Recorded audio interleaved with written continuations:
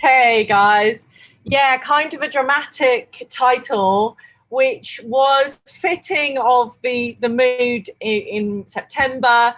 We came back into the new year and things were not in the place that they are now, in terms of like talking to teachers about their practice. Some of our sites were delivering face to face at the point where we were deciding what to do for our action research, and other sites were delivering a blended model, or completely online. So in terms of narrowing our focus, it was quite a challenge at the start because we had lots of different delivery models. We did originally want to do something around delivering online or supporting students in a blended model, but due to the changes and the disparities across sites, that wasn't possible. However, from early on in the academic year, what we realized was a real challenge for teachers through kind of conversations and reflection sessions with all of the teachers, we realized that something that was coming through really strongly as a challenge was assessment for learning, or figuring out where the students were actually at a given point in the lesson. So formative assessment, whether in the socially distanced classroom physically or online. We were being presented with challenges within the context that we found ourselves. So that's why we decided to focus on assessment for learning.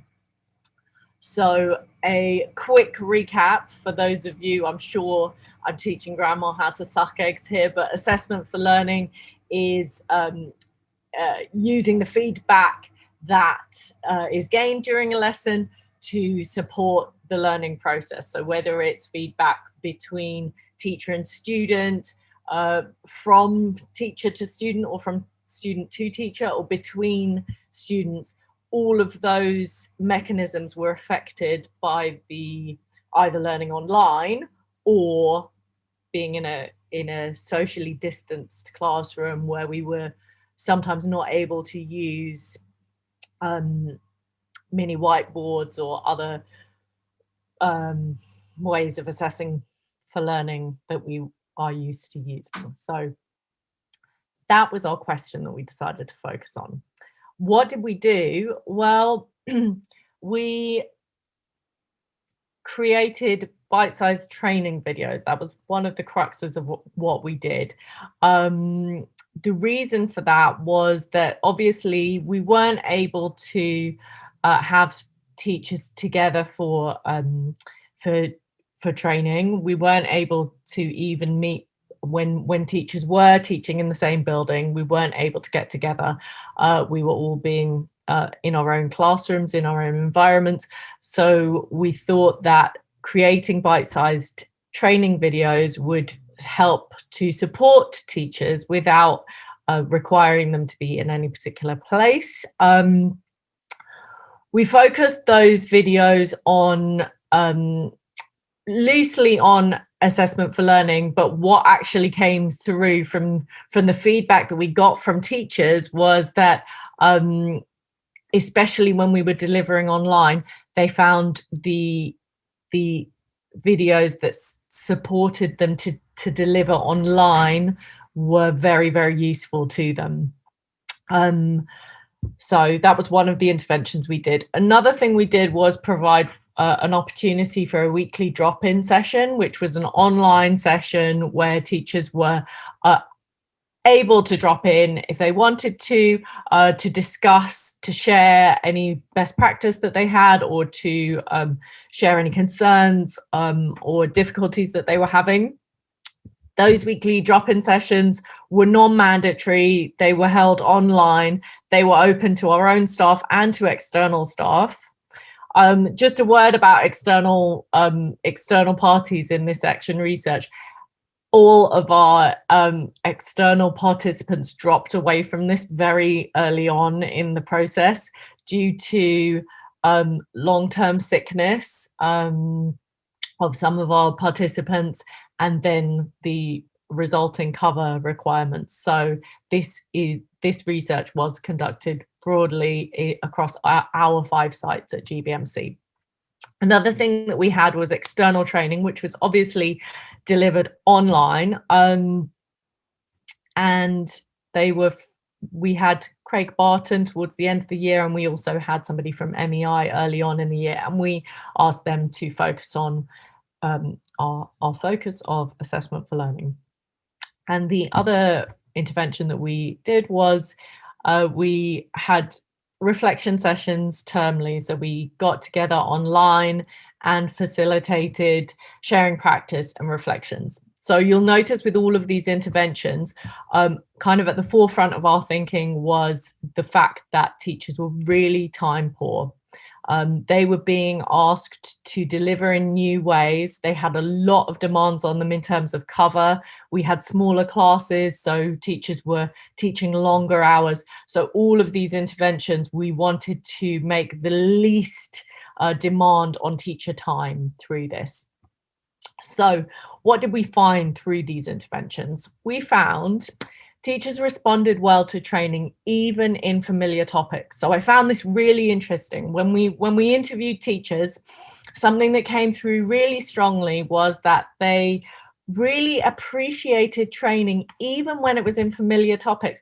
This shouldn't really be a surprise because of what we know about retrieval practice and what we know about, teaching our own subject. Why should we expect teachers to go to one training session and be able to absorb that into their practice?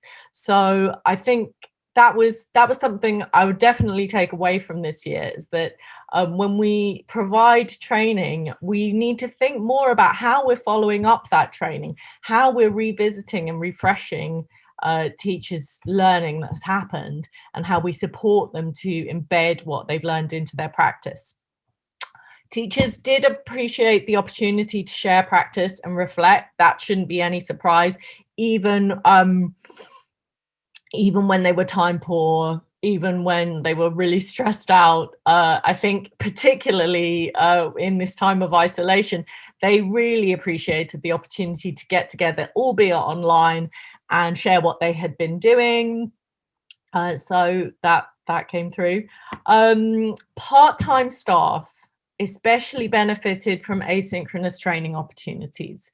So with our training, what we usually have it when we have face-to-face or like synchronous training, we usually do it on a Friday, and a lot of our part-time staff don't work on Fridays, and a lot of our math staff are part-time, so they're missing out on that completely. So where the full-time staff or staff who were able to attend all of the training sessions maybe appreciated that asynchronous training a little bit less, those who were not able to attend training events really appreciated asynchronous training opportunities, i.e. those bite-sized videos. They were able to fit them into their day. They didn't feel that they were missing out as much. And there was a sense that, it's always on a time that I can't do it. So that was something to bear in mind going forward beyond this pandemic context, that those teachers who are not able to attend training usually because of their timetable, we need to bear them in mind. Training videos were used across the college by support staff as well, so they were used beyond our own department. So these training videos that we created were shared outside of the department, beyond the realms of our own teams, and they also created impetus amongst other teams to share their practice in a similar way. So math staff, again, we tried not to ask staff to give of their time.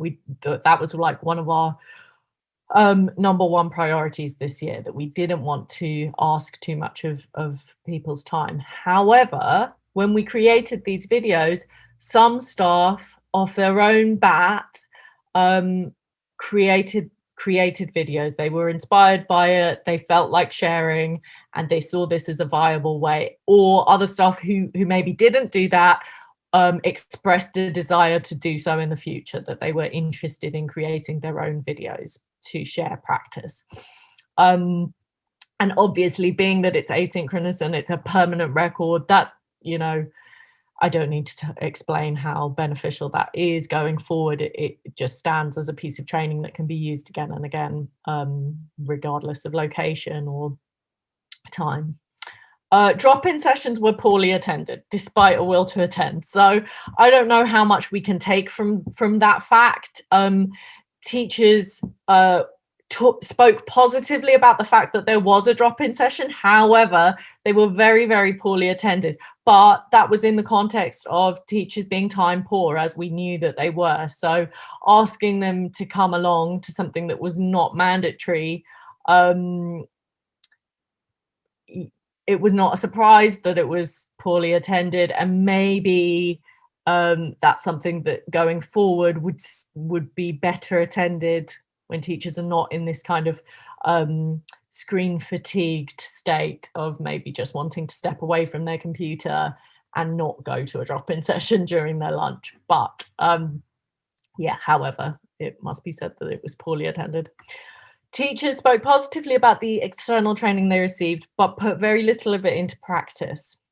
So we had some really inspiring speakers. As I said, we had Craig Barton, who teachers were effusive about. They really, really felt inspired. And I think that kind of thing, that kind of effect can't be underestimated. Obviously, it added to a sense of feeling appreciated, feeling like, oh, this has been put on for us. That's great. However, the teaching, what was actually taught in those sessions didn't really make it into their practice. So this again harks back to the idea that what are we doing after training? How are we reinforcing and revisiting what happens in training? So what could this mean for the future? I think I've mentioned most of these things, but explore how to follow up training to ensure long-term changes in practice, whether that be having refresher sessions with those particular trainers, or doing something internally, asking teachers to make maybe a little video of how they've used it so that other teachers can learn from that. Using the principles of retrieval practice to support teacher development. So remembering that having one exposure to something is unlikely to create a change in practice. And, you know, spaced practice and that kind of thing. Considering how to make training inclusive to part-time staff. So it really became clear this year, I think especially most of our staff were part-time. So a lot of them had missed out on training opportunities. I don't know if that's a trend in other colleges as well, but I definitely did notice that more and more of our staff are working part-time. So considering how to make that training available to everybody. Continue to produce and share videos. I think it is a great way to share practice. People appreciated having short videos that were maybe between 5 and 10 minutes, focusing on one kind of micro aspect of teaching. And it's, you know, a long living resource that can be accessed again and again in the future by not just your own team, but more widely. Provide regular and structured opportunities for teachers to share practice with each other. That shouldn't be a surprise. We know that, but it is something that gets overlooked sometimes, but it is something that is really beneficial, especially when we're thinking about that retrieval practice. So where teachers were kind of like, oh yeah, I you know, I had this training. I know about that particular aspect of teaching, but I've never actually used it. And then to hear that another teacher has used it to kind of provide an opportunity to revisit those that training was appreciated by teachers. So that is the end. So put your questions in the chat. I must also say, I mean, I'm sure you know, there was a pandemic this year. I'm sure you know that by now. So if it seems a little like patchy what we did, that will go partly in way to explain it. But I still do think that there are things that we can take away from what we did this year. And I hope that you found that interesting. There wasn't much data in there. If you're interested in the data, that will be in the full report. But yeah, any questions, please stick them in the chat.